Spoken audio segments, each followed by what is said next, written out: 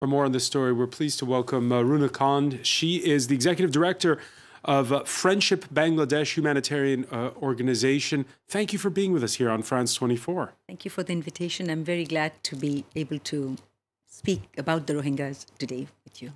A lot of semantics regarding this Pope. What do you think of the fact that he held off using the R word, Rohingya, while he was in Burma, but is now used it on the second day of his trip to Bangladesh? I think if he had come to Bangladesh first and he had visited the camps, I think he would have used the word Rohingya perhaps. I understand, and I think we all understand, that he is a man who is revered all over the world. And for me too, he is one of the greatest leaders that we've had. And of course, we were disappointed that he did not use the word Rohingyas. It's because I think if you have been in the camps, if you had seen what is happening, all other thoughts would be wiped off from your head except the incredible amount of inhumanism that has been done. But his own clergy said, don't use it while you're in Burma, because there'll be a boomerang effect and there'll be even more of a crackdown on the Rohingya still there. Yes, that might be, and it could also be that it would also be on the Christian communities. It could have been it is already on the Hindu Rohingyas. We also have Hindu Rohingyas who have come into Bangladesh. So it is true that we were disappointed that he did not use the word Rohingya, but we all understand. But I think seeing the conditions of the Rohingyas, I think it has come out in Bangladesh. It has been a disappointment for all of us, I think, but we do understand that a leader very often needs to not only put forward what he feels, but also what is needed for the betterment of the people that he's serving. And I'm sure that is the decision he made. But it has been disappointing, yes. Now, the crackdown, the exodus began back in August. Now it's December. Yes. Countries that have really spearheaded efforts to help those hundreds of thousands that are in Bangladesh are, well, there's the UN, but there's mainly Muslim countries. We've seen Turkey, we've seen Indonesia, we've seen countries like this. The Pope being in Bangladesh today, is it going to make it beyond being a sort of a confessional issue to a certain degree? Yes, because, this action is, I think when you say that it's only on the Muslims, when you put a tag name of Muslims or you put ethnic cleansing, it brings it down to one subject. But it's what is being done to them is beyond Muslims or ethnic cleansing. It's inhumanity. And I think that is above, that is affecting everyone, whichever caste you are, whatever creed you are, whatever ethnic, ethnicity you come from. And it's inhumanism that has been committed on them. I mean, you open a tent, there are 20 women, you find most of them raped. You open another tent face, you look inside, and then you see there are women who are shivering because the children has been caught in front of them and put into the fire or killed. You go through this tent after tent after tent of 600,000 people, 700,000 people. Then you tell me what does the term religion mean and what does the term ethnicity mean? The inhumanity of it all is just devastating. I mean, you go there and you cry. And then you just put a title to it of ethnic cleansing or religion. It's not enough. What do the people you've spoken to there want to do? Do they want to stay for the time being in Bangladesh, or do they want to go home? Right now, they're shivering. That's what they're doing. They're just shivering of the fright and of the trauma that they have gone through and the persecution they've gone through. Homeland is a very strong thing. The soil of your land is very strong. I think each Rohingya, if you tell them that they will be secured in their homeland, they will go back.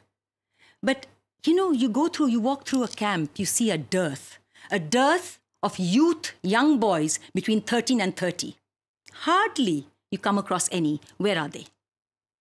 Where are they? You see old women, you see children, you see babies. So where is this group of young boys? And they are the fathers, they are the sons, and they are brothers of those people. So you tell me, when you go back to that homeland again of yours, which you love, because they cry for that homeland, what is the security you need to go back? You will need that security. that it will not happen again and again and again. So what should the international community do at this time? Because you're talking about two things here, aren't you? We're talking about the urgency of helping the people that you've met with. Absolutely. But also the longer term security. Yes. So what should the UN be doing exactly? I think we need to step back and try to think a little bit about what has happened. And what is the reality? The reality is that whole area is being cleansed out. Mankind's greed for land, territory, uranium, and pipelines and fear of what can happen leads you to no action. So action needs to be taken today on Myanmar so that this doesn't happen again. So no more crossover, because every day between 2,000 to 20,000 people are still coming in. So something is happening, and that has to be stopped. Stop that first, and then we talk about what are the terms in which these people are going to go. And it's not the question of whether they're Bengalis or they're white, black, pink, blue, green, it doesn't matter. They all feel, and they all cry, and they're all hungry. And I think the world has a responsibility. We have to stop asking why it has been done. It doesn't have any answer. Why? Why are you raped? Why are hundreds of thousands of women raped? Why are hundreds and thousands of children killed?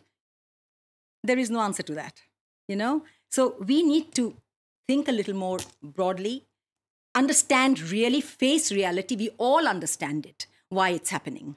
And in Bangladesh itself, there's pressure to play identity politics. So how's the government handled it? Initially, of course, the government was really hoping that it would stop. The onslaught would stop. People would not be persecuted. And perhaps then they would not come in. But it didn't stop. And once it didn't stop, I think I admire the Bengalis and the nation of Bangladesh and the way that we have dealt with them. I have such deep admiration, and it grows. 300,000 refugees came into a continent like Europe in 1 year. A small little country like Bangladesh, flooded all the time, 1/4 the size of France, with 160 million population, poor. We have had 300,000 coming in 1 month and continues to come. And you go to the camp, you see the camp, there is discipline. With the UN organization, the Bangladesh army, there's not only discipline, there is food being given to them. Everyone, from the individual to the NGOs, to the international bodies, they are all trying. But it needs to be more. It needs to be a lot more. There has to be a lot more. What do you do for making one group of toilets for 20,000 people? It's really, really difficult. The amounts are mind-boggling. And it's not only that it has come over time, it has come so suddenly. The green belt of Bangladesh has gone back 3 to 5 kilometers. We are hardly a country which can afford it. Areas have been cleaned out. Tomorrow if there is a storm, there's going to be landslides, there's going to be disaster. We need to face it and do something about it now. All right. Runa Khan, Executive Director of Friendship Bangladesh, thanks so much for being with us.